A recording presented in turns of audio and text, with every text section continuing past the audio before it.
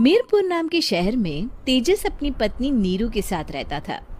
पति पत्नी दोनों ही नौकरी करते थे। एक दिन तेजस गांव अपनी माँ के पास फोन करता है। हेलो, प्रणाम माँ। जीते रहो माँ, तुम दादी बनने वाली हो हैं? अरे वाह, ठीक है बेटा, मैं कल ही आती हूँ।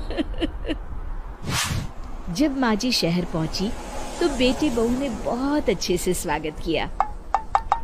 लीजिए माँ जी, चाय। अरे गर्मा गर्म पकोड़े ले आओ माँ के लिए। नीरू रसोई में गई और 2 मिनट में ही पकोड़े ले आई। जी ये लीजिए। बहू, जादू से बनाए हैं क्या? अभी तो रसोई में गई थी। यम्मी। माँ जी, शीला रसोई में पकोड़े तल रही है, मैं बस लेकर आई। हे भगवान, मेरा धर्म भ्रष्ट कर दिया तूने। अब तो गंगा जल से शुद्धिकरण करना होगा। दूसरे दिन, माँ जी मैंने नाश्ता बना दिया है, ऑफिस जा रही हूँ। पर अभी तो घर का सारा काम पड़ा है। शीला आती ही होगी, झाड़ू पोछा बर्तन कपड़े वो सब कर लेगी। हमारे जमाने में घर का सारा काम हम ही करते थे। जी माँ जी, आप बहुत होशियार हैं, मैं घर ऑफिस दोनों नहीं संभाल पाती। तो जरूरत क्या है घर से बाहर जाकर चाकरी करने की? वैसे भी घर का काम खुद करने से घर में बरकत आती है, समझी? पर माँ जी। पर वर कुछ नहीं, इस महीने की पगार मिले फिर ऑफिस बंद। हाँ। रात को नीरू तेजस से कहती है, सुनिए जी, माँ जी बोल रही थी कि मैं नौकरी छोड़ दूं। वैसे ठीक ही तो है, अभी तुम्हें आराम की जरूरत है। फिर भी आराम कहाँ, शीला को छुड़ाने के लिए बोल रही थी। तो अब 24 घंटे में इतना काम तो कर ही सकती हो। पर जॉब पसंद है मुझे, घर पर मन नहीं लगेगा। अगले दिन जब दोनों ऑफिस के लिए निकल रहे थे, मेरी तो कोई कीमत ही नहीं है इस घर में। माँ जी, आजकल महंगाई बहुत है, रहन सहन भी बदल गया है, दोनों नौकरी करते हैं तभी ठीक रहता है।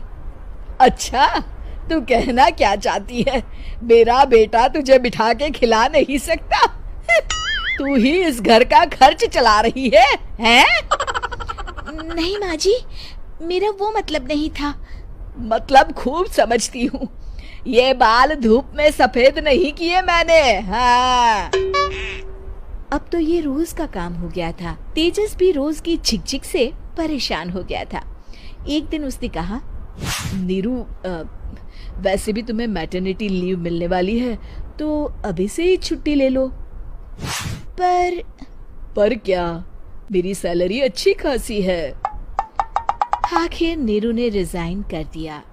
जब बच्चा हुआ तो घर में सब बहुत खुश हुए। कुछ दिनों बाद तेजस फाइल देख रहा था।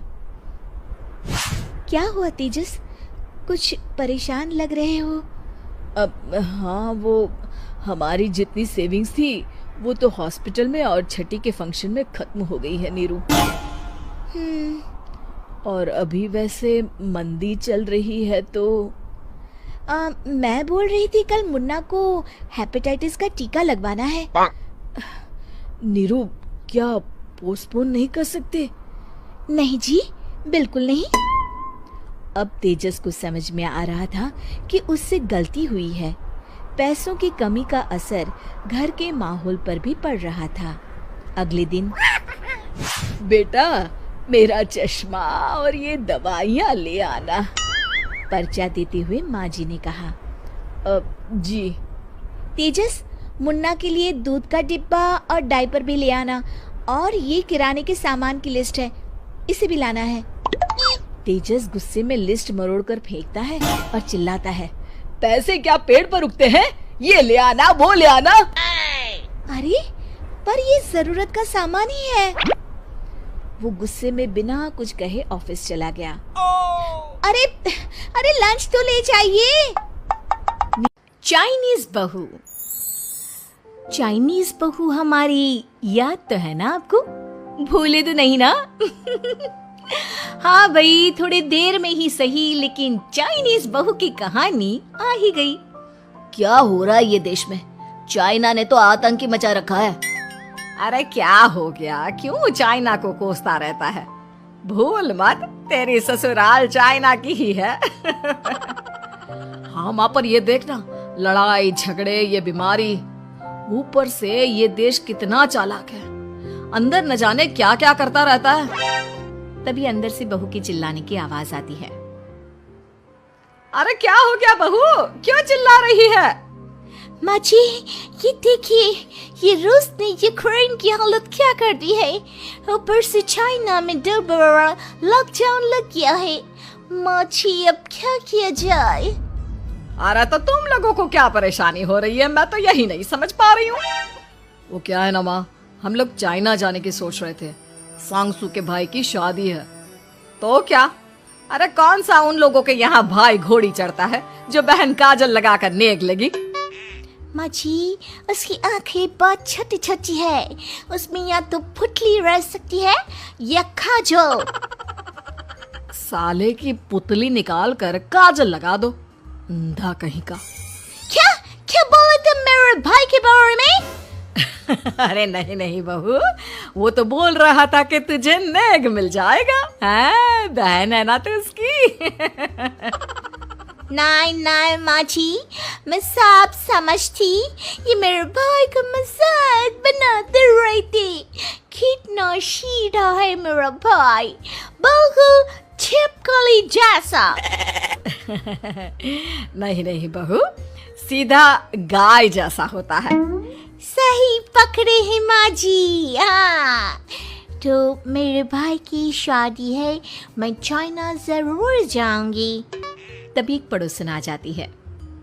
अरे नहीं नहीं बहू, तू कहीं ना जा, हम लोगों का मन कैसे लगेगा तेरे बिना। ले बहू, तेरे भाई के लिए ये शॉल रख ले, हमारी तरफ से गिफ्ट कर देना। अरे सब कितने अच्छे हैं, मेरी चाइनीज बहू को कितने प्यार से तुम लोगों ने एक्सेप्ट कर लिया। सच में बड़ी भाग्यशाली हूँ मैं। कैसी बात कर रही है, ये तो हम लोगों के देश की एक खूबसूरती है कि हर किसी को दिल से अपना लेते हैं, बस वो भी दिल से हमें अपना समझे। कैसी बात कर रही है आंटी जी, मेरे लिए आप सब सासू माँ जैसी ही हैं। मुझे भारत बहुत अच्छा लगता है, ये सबसे अच्छा देश है, मेरा भारत महान। वैसे भी लड़के की शादी जहाँ होती है वो तो वहीं की हो जाती है ना। जीती रे बहू, सही बोल रही है, औरत तो होती ही पानी की तरह है, जो जहाँ जैसे रखे वैसे ही शेप ले लेती है। आंटी जी, ये थोड़ा सा ज्यादा हो गया, समझ नहीं आया। नो प्रॉब्लम, मैं चाय बना कर लाती हूँ। फिर क्या, वो दिन भी आ जाता है जब बेटे बहू को चाइना जाना पड़ता है। वहाँ जाकर बहू का भाई कहता है, मेरे बहन आ गए, मेरी बहन आ गई। मैंने सबको बोला कि सब हिंदी में बात करेंगे, नहीं तो बहन नाराज हो जाएगी। थैंक्स बॉय, हिंदी मेरी भाषा है, आप मुझे उसमें बात करना अच्छा लगता है। आपने जीजा जी से मिलो। ओ बहन, तुम अंदर चलो। सभी बहू को अंदर लेकर चले जाते हैं, लेकिन सांगसू का पति, वो तो बेचारा चाइना के ससुराल के आंगन में अकेला खड़ा रहता है। काफी देर तक जब कोई उसे नहीं पूछता तो वो माँ को घर पर फोन करता है। हाँ बेटा, पहुँच गए ना कुशल मंगल? हाँ माँ, लेकिन सांगसू पता नहीं कहाँ है, वो तो अंदर गई है, तब से बाहर आई ही नहीं। अरे कैसी बात कर रहा है, तो तू अंदर चला जा, तू बाहर क्यों है? अरे दामाद है तू वहाँ का, उन लोगों ने तुझे बिठाया, चाय पानी कुछ नहीं पूछा? नहीं ना माँ। तभी सामने से सांगसू आती है। क्यों आप अभी तक तैयार नहीं हुए? और ये बैग लेकर क्यों कमरे से बाहर आए? इसे वहीं रख देते। कमरा? कौन सा कमरा? अरे कैसी बात कर रही हो, जब से तुम अंदर गई हो मैं बाहर ही तो खड़ा हूँ। बहू को बहुत हैरानी होती है और गुस्सा भी आता है। तभी उसका भाई और माँ आ जाते हैं। और सांगसू, अंदर खाना